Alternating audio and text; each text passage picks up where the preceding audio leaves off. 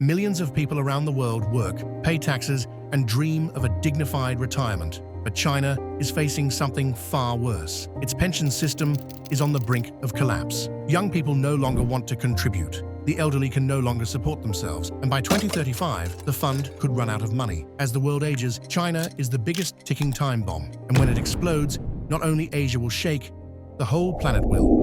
For much of the 20th century, China was a nation of youth. In 1980, the average age of the population was just 22. But this wasn't just a number, it was truly a young society. Most people had been born after the Cultural Revolution and had grown up in rural China, where over 80% lived off the land. Despite the hardships, the youth were the engine of the country. They dreamed of migrating to the cities, taking advantage of early industrialization, and seeking a better life. Bicycles filled the streets, the radio was the window to the world, and universities, reopening after years, offered new opportunities.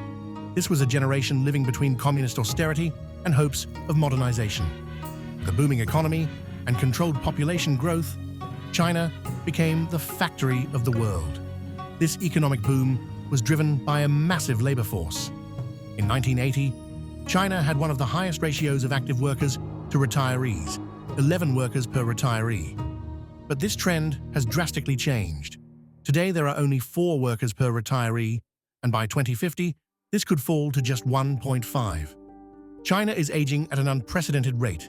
Currently, over 18% of its population is 60 or older. By 2035, this number will exceed 400 million, equivalent to the combined populations of the US and Canada. The answer lies in 2 key factors: fewer births and longer lives. As some may know, in 1979, fearing that the population would grow faster than the economy, the Chinese government implemented the one-child policy. Food shortages, housing, and basic services were a real threat, and the Communist Party believed curbing births was the only way to avoid social catastrophe. The consequence was immediate. The birth rate plummeted. To maintain a stable population, a country needs at least 2.1 children per woman. In China, it has dropped to just 1.0, one of the lowest in the world. Meanwhile, medical advances and economic development have extended life expectancy. In 1960, the average Chinese person lived only 44 years. Today, it's over 78. And of course, the problem is that both of these changes happened at the same time. The result is an increasingly aging population with fewer young people to support it. You may ask, if China scrapped the one-child policy in 2015 and allowed up to 3 children per family in 2021, why haven't birth rates soared? The answer lies in the cost of living. Raising a child in modern China is more expensive than ever. Education, housing, and healthcare have become unaffordable for many young people. It's estimated that raising just one child costs nearly 7 times the average annual income. And in cities like Shanghai or Beijing, where monthly rent easily surpasses $1,500 and average salaries barely reach $1,200, parenthood seems like a luxury. But the issue isn't just economic. Life for today's Chinese youth is radically different from their parents. Work weeks often exceed 60 hours under the so-called 9696 culture, working from 9 a.m. to 9 p.m., 6 days a week, with barely any time for personal life. Many delay or forego having children. Moreover, the new generation has shifted its values. Their parents dreamed of stability, home ownership, and big families. Today's youth seek independence, travel, global culture, and to live life on their own terms. They're digital natives, fans of K-pop, Japanese anime, and the Tangping, lying flat philosophy, which promotes slowing down and rejecting the social pressure to succeed. The number of women choosing not to marry or have children has grown, fueled by a lack of government support and work-life imbalance. In short, China's birth rate is no longer just a matter of policy. It reflects a deep generational change, a change that's leading young people to pursue a very different life from the one their parents imagined.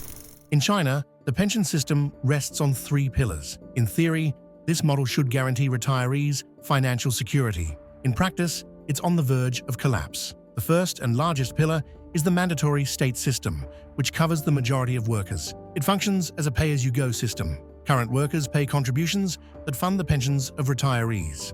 Today, this pillar covers 1.1 billion people, more than 3 times the population of the United States. How is it funded? Every month, workers and companies must contribute a percentage of salaries to the state pension fund.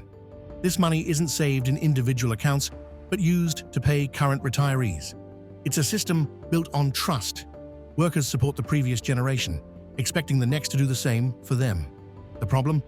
Fewer workers, more retirees. In 1980, there were 11 workers per retiree. Today, there are only 4. By 2050, there could be just 1.5. This means the state fund is depleting rapidly. Some experts warn the system could run out of money by 2035. If the first pillar fails, there's a second. Voluntary corporate pension plans offered by some companies. These work like collective savings funds. The company and worker contribute, the money is invested, and it earns returns for retirement. In theory, this relieves pressure on the state system. In practice, only 2% of the population, just 31 million people, are covered. Why so few? Because most Chinese companies are small or informal and can't or won't offer this benefit to employees. Finally, the third pillar is individual savings. In 2022, the government launched a plan to encourage voluntary retirement saving with tax incentives and investment options. But adoption has been very low. Why? Because most Chinese people simply can't afford to save for retirement. 70% of flexible workers in China earn less than $1,100 per month. For them, saving is a luxury. Another reason is culture. Traditionally, the Chinese have relied on their children for elderly care, rather than the government or private funds. This tradition stems from the Confucian value of filial piety, which obligates children to care for their aging parents. With a state system in crisis, insufficient corporate funds, and low participation in personal savings, the future of pensions in China is deeply uncertain. In China, millions of young people face an overwhelming financial burden. They must support not only themselves, but also 2 parents and 4 grandparents. This phenomenon is known as the 4-2-1 structure. In past generations, when families were larger, siblings could share the responsibility of caring for parents. But today, with generations of only children, the entire burden falls on one person. Medical care, rent, and daily expenses. Nursing homes are scarce and expensive. In many cities, waiting lists for a place in a care home can stretch for years. This creates enormous financial and emotional pressure on the younger generation. Thus, the 4-2-1 phenomenon becomes a vicious cycle. Each generation has fewer children, which means future generations will bear an even heavier burden. If this trend continues, China will face an unprecedented reality, a society where few young people must support millions of elderly. And faced with a system seemingly doomed to collapse, many young people have made a radical choice. Stop worrying about the future and live for today. Travel, cutting-edge technology, dining out. The Chinese government knows the pension system is in crisis and has started taking action. But every solution seems to raise more questions than answers. For decades, China's retirement age has been one of the lowest in the world: 60 for men, 55 for women in office jobs, and 50 in manual labor. Now, the government has begun gradually raising this age, but the move has been deeply unpopular. For many workers, it means working more years without a guaranteed stable pension. Protests quickly followed. Thousands of workers have taken to the streets demanding a fairer system. Some see this as a band-aid that only delays the problem instead of solving it. The government has also considered increasing taxes on workers and businesses to fund the pension system. But with a slowing economy, this could do more harm than good. Another alternative has been to boost population growth. In recent years, the government lifted birth restrictions and offered incentives for families to have more children. But this hasn't worked. The high cost of living, job stress, and lack of confidence in the future have led few couples to want children, even with incentives. For millions of Chinese, the real solution isn't working more years or paying higher taxes. It's a deep reform of the entire system. But China isn't alone. Japan, South Korea, Germany, Italy, Spain, all face the same question. What do we do when a society ages faster than new workers are born? How do we care for those who've supported the economy for decades? Who will foot the bill when there are more retirees than contributors? China may be the most extreme example, but it's not the only one. What's happening there is just a preview of what could happen in many countries. So the real question isn't just for China. It's for all of us.